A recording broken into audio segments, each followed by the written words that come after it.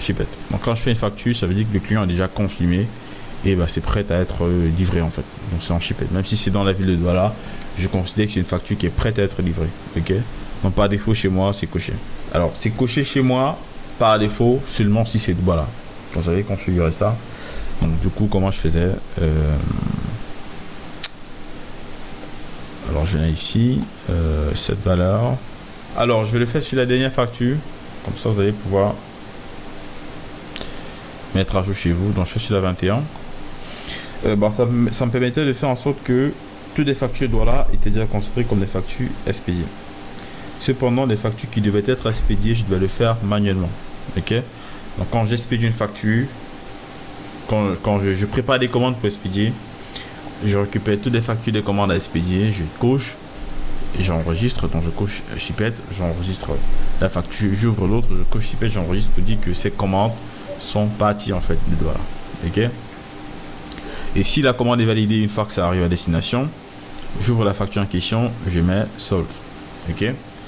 Une fois que la facture est validée, bah il n'y a plus rien à faire. Si la facture est annulée, si la commande est annulée, pardon, j'attends que cette commande rentre à Douala. Ensuite, je remets en stock et puis je vais cocher cancel. Ok. Alors, normalement, quand c'est cancel, il y a pas mal de conditions qu'il faut mettre en place. C'est assez important. Quand une commande est annulée, toutes les autres valeurs doivent être comment je dis false, doivent être nulles en fait. Parce que si c'est annulé, ça veut dire que c'est rentré en stock, donc il n'a pas été vendu, il n'a pas été shippé. Et pour moi, c'était un peu compliqué de faire cancel, désactiver solde et désactiver encore shippet. Non. Une fois que c'est annulé, peu importe si c'est activé ici, tout ça n'est plus considéré. Ok. Cependant, si c'est shippet, quand on coche solde, bah, c'est validé. Et si par exemple le client il a juste fait un dépôt, donc par exemple il a rendé, il a passé sa commande, il a directement fait le dépôt, bien je peux directement cocher solde et par défaut c'est une commande d'office qui va être expédiée. Et donc j'ai plus besoin de cocher Shipet parce qu'il faudrait que solde arrive à cocher automatiquement Shipet également. Ok. Donc pour ça, j'avais créé une valeur un petit peu décalée de notre tableau ici. Donc, j'avais créé une valeur. J'espère que cette valeur ne va pas vous déranger. Alors je vais créer cette valeur et je vais essayer d'importer à nouveau et vous allez voir le petit problème qu'on aura. Et je vais donc vous montrer comment corriger parce qu'il sera question de prendre uniquement la première ligne. Sinon, il va également vous prendre les autres lignes qu'on a créées ici pour configurer ce setup. Ok. Alors, donc ici, on va faire ici ship. Vous savez quoi? Je fais égal à ça, entrée. Voilà. Égal ça, entrée. Égal ça, entrée. Égal ça, entrée. Ok. Et maintenant ici, ça on va supprimer. Ou alors c'est plutôt ceci, on va supprimer ça.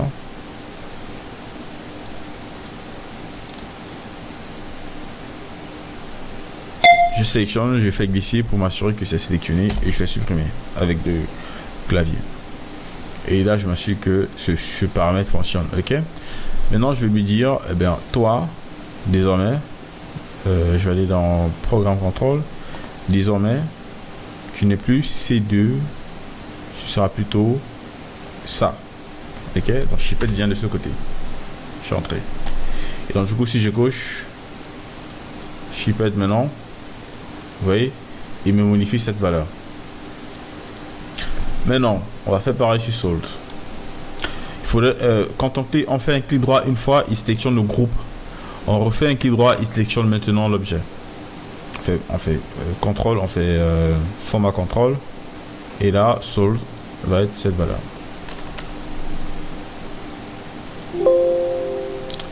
Alors là, il trouve des problèmes. Je sélectionne à nouveau cette valeur uniquement. Ok. Et là, clic droit, format contrôle, sélectionne cette valeur une seule fois. Ok. Et là, je fais valider. Ok. Donc maintenant, il faudra dire ici par défaut. On va faire if.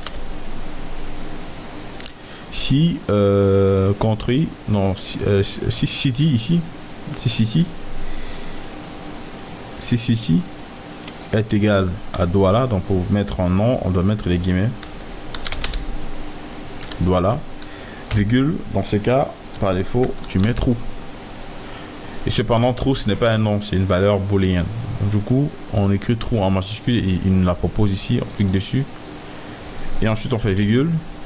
En fait, si c'est Douala, par défaut, ça doit être true.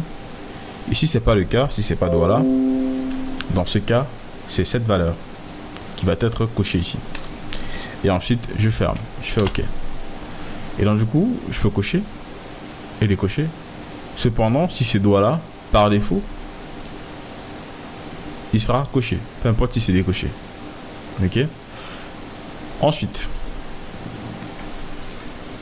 cette valeur doit être égale à sold, tout simplement, pour le moment. Mais il y aura une petite condition. If, donc si cette valeur, qui sera la valeur de canceled, si cette valeur est égale à true, donc si elle est positive, dans ce cas, tu seras négatif, false. Donc si canceled est positif, ça veut dire qu'on annule true, donc elle sera négative. Au cas contraire, ça veut dire si canceled n'est pas true, dans ce cas, tu me prends A 5 qui est 5, donc qui est cette valeur. Dans ce cas, tu me prends cette valeur et on ferme. Et bien qu'est-ce qui va se passer si je fais canceled, il a off, il a sold, il est à false. Si je fais sold, il est à true, mais si je fais canceled, il va le mettre à false de manière automatique.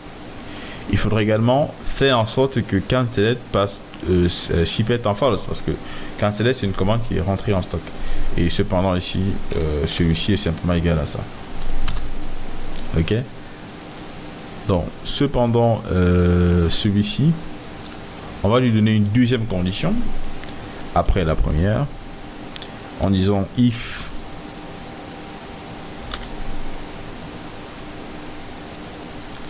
si cette valeur est égale à true, dans ce cas tu es false.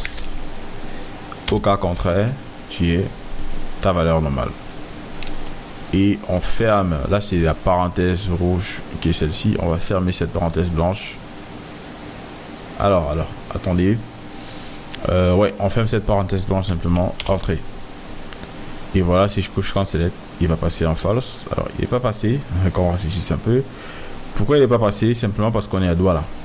Donc, en gros, il faudra que cette condition soit à l'extérieur de Douala. Ok? Alors, comment faire pour qu'elle soit à l'extérieur? Eh bien, il faudrait simplement remplacer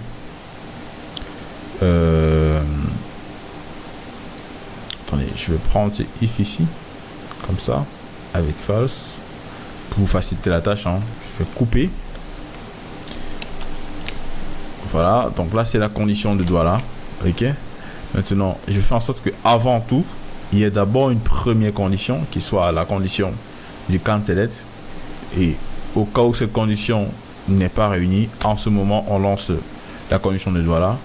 Et là, il faut fermer la parenthèse rouge pour mettre la parenthèse blanche. On fait entrer. Et là maintenant, c'est désactivé. C'est désactivé. Tout est désactivé, mais parce que c'est Douala, il va passer en trou. Si je fais canceled, c'est canceled. Si je mets Yaoundé, il est par défaut à false. Shipped, sold, canceled, il passe true et tout passe false. Ok. Donc là, c'est un paramètre que vous devez configurer qui est très important, qui va vous permettre de pouvoir facilement organiser organiser vos factures en fonction des statuts. Donc ça, j'appelle ça le statut de la facture en fait. Donc ce paramètre, on va le copier pour éviter à chaque fois des sorties de la facture, venir dans Get Info, on cocher. On va juste faire un clic droit pour sélectionner le groupe. On copie, on vient coller ici. On clic droit, on sélectionne le groupe et on les déplace légèrement comme ceci. On s'assure qu'il n'est pas visible lors de l'impression. Ah, il est visible. On fait un clic droit dessus, on va là, format shape. On vient ici, on fait properties et on désactive print. Et là, il va plus imprimer. Ok. Et là, il y a également ce machin que je pourrais déjà enlever parce que, enfin bref, je vais le mettre en no print, comme ça il ne sera pas imprimé. Ok. Et donc du coup, bah, une fois que ce paramètre est fait, en fait tout ça, tous ces réglages doivent être mis en place avant de créer vos factures, vos premières factures. Après, si vous avez eu à créer des factures, c'est pas grave. À partir du mois prochain, vous aurez des très belles factures pour passer à une comptabilité professionnelle. Ok. Donc, bah, une fois que ça c'est fait, je vais donc donner des statuts. Par exemple, cette commande a été validée. Et c'est la 22. Cependant, les autres commandes, je pourrais également modifier certaines valeurs pour vous montrer. Et ça sera manuel. Hein. Donc j'ai mis shipet. Ça va quand même se modifier parce que c'est déjà paramétré, mais la dernière version de la configuration est plus améliorée. Donc une fois que c'est fait, je ferme et j'enregistre. Là, cette version, je vais la mettre en cancel. Et je pense, ok, c'est fait déjà. Je pense qu'on a toutes les versions maintenant. Et donc, ce que je fais, c'est aller actualiser mon setup. Et là, donc, vous voyez, quand j'actualise, vous voyez déjà qu'il y a une bande qui apparaît en bas. Et ça, c'est la bande des détails qu'on a rajouté, du setup qu'on a rajouté pour créer notre système de statut. Parce qu'en principe, le get info, c'est une seule ligne qu'on veut. C'est une seule ligne qu'on veut, mais comme on a rajouté cette valeur, il a également importé en fait le vide qu'il y a avant, parce qu'il n'a pas importé après ici, vu qu'il n'y a pas de menu ici. Donc du coup, eh bien, ce qu'on va faire, c'est demander à notre filtre d'enlever toutes les valeurs vides de la date par exemple. Ok. Donc pour entrer dans notre filtre, on vient ici, une fois qu'on a sélectionné ici, on vient dans table.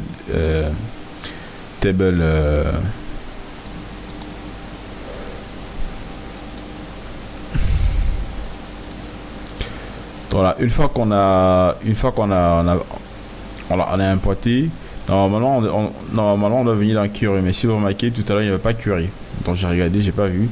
Alors comment j'ai fait pour ajouter query? J'ai fait un clic droit et j'ai fait refresh. Donc, si vous ne voyez pas query chez vous, faites clic droit, vous faites refresh, il apparaît et normalement c'est dans query que vous allez faire edit. Et ici il sera question d'enlever l'espace nul, ok, sur la date simplement. En enlevant ça, eh bien, ça va soustraire toutes les valeurs extra. Ok. Donc après avoir chain type, on va ici faire remove value égale à nul simplement. Donc si la valeur est égale à nul comme ça, il faut l'enlever. Alors là j'ai plutôt fait égal. Ok, on va rentrer et ben on va cliquer sur ce paramètre ici. On va pas dire égal, on va dire not égal, doesn't égal, donc enfin doesn't equals, dans la valeur n'est pas égale en fait. Et on va faire ok, et là maintenant ça fait l'inverse en fait. Et ici on fait close la route et il va nous refresh de manière automatique et il enlève le vide. Donc maintenant il prendra uniquement la ligne get info. Et ce qui est bien est que là maintenant on a des factures annulées, on a des factures validées, on a des factures shipet ici. Mais l'inconvénient est qu'on ne peut pas facilement identifier si on ne vient pas regarder. Là on regarde, on cherche, on peut trouver la facture validée. C'est compliqué, cependant avec des couleurs comme ça, c'est beaucoup plus facile pour nous d'identifier les factures validées et les factures annulées, on a les dates, on a tout. Alors comment générer les couleurs? Pour générer les couleurs, il faudrait sélectionner toute la zone sur laquelle on aimerait bien affecter l'information de couleur. Donc on sélectionne comme ceci. Et normalement, il doit donner un nom. Alors, il n'a pas donné de nom. Si je fais CTRL A, voilà, vous voyez, il donne un nom, c'est important. Le nom provient du setup qu'on a créé. Vous voyez, c'est ce nom ici. Donc, en gros, vous sélectionnez, vous faites CTRL A. Il faudrait qu'il donne ce nom. Pourquoi? Parce que s'il ne donne pas ce nom, eh bien, vous allez mettre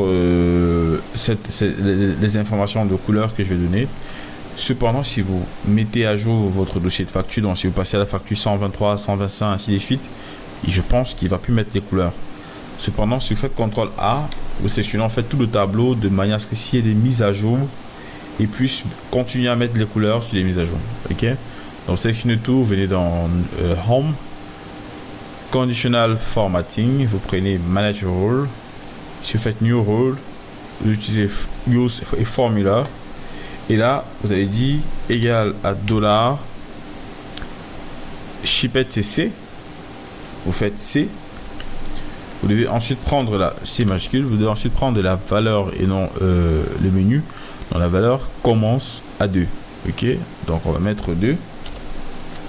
Donc cellule 2 est égal à true. Simplement.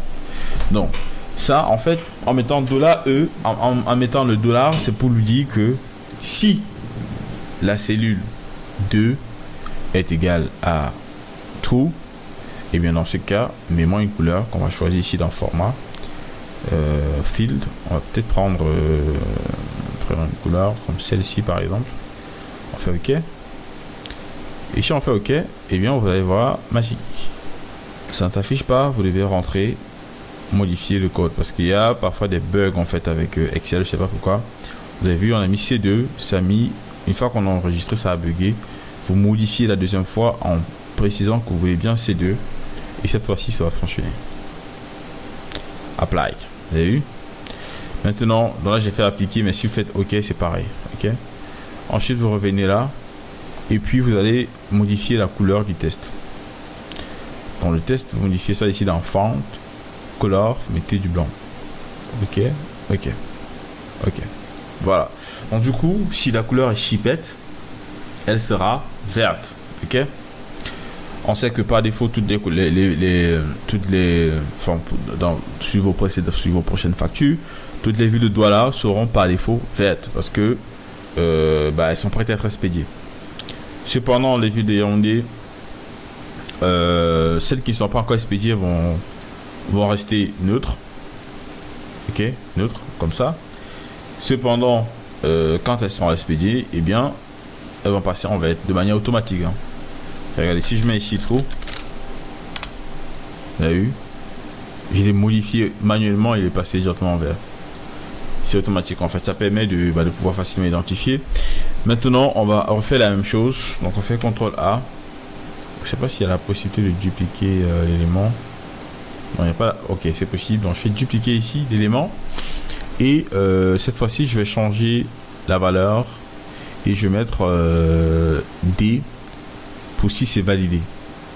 Donc, si je fais D. Donc, si c'est validé, cette fois-ci, mets-moi plutôt du bleu. Donc, on va prendre par exemple ce bleu ici. Ok, on fait appliquer. Et là, ça a fonctionné normalement. Cependant, la première fois, ça n'a pas fonctionné. Assurez-vous bien d'avoir le D2. Eh bien, il a détecté une commande validée et il a coché de manière automatique. Alors, cependant, la valeur de D dans la valeur sold doit dominer shipped. Ok, parce que vous voyez là, il y a shipped, il y a sold, mais c'est bleu. Pourquoi c'est pas vert? Simplement parce que le sold est au-dessus. Si vous mettez sold en bas, alors je ne sais pas si c'est possible de le mettre en bas. Voilà, si vous le mettez en bas et que vous appliquez, vous voyez que maintenant ça passe en vert. Alors que c'est quand même sold. Donc il faudra privilégier, il faudra, comment j'appelle ça? Il faudra mettre la priorité au sold. Ok? Donc le mettre au-dessus. Cependant, si c'est annulé, il a également la priorité. Donc on fait dupliquer. Ensuite, annuler, c'est E. Ici, on va mettre E. Et on fait apply. Cependant, la couleur, ça doit être du rouge. Ensuite, on fait apply. Voilà. Et donc là, maintenant, on a tous nos statuts. Ceux qui n'ont pas de couleurs, ce sont des couleurs, ce sont des factures qui sont pas top quoi. Ce sont des factures, on a simplement créé pour avoir de la data et pour vous montrer comment importer les factures. Mais cependant, avec votre fichier bien traité, vous allez pouvoir avoir des valeurs complètement différentes. Donc, vous allez avoir beaucoup plus d'informations parce que vous aurez pas mal de commandes validées, vous aurez pas mal de commandes validées, de commandes shipet et de commandes annulées. Ça va vous permettre d'avoir un tableau comme celui-ci. Ok.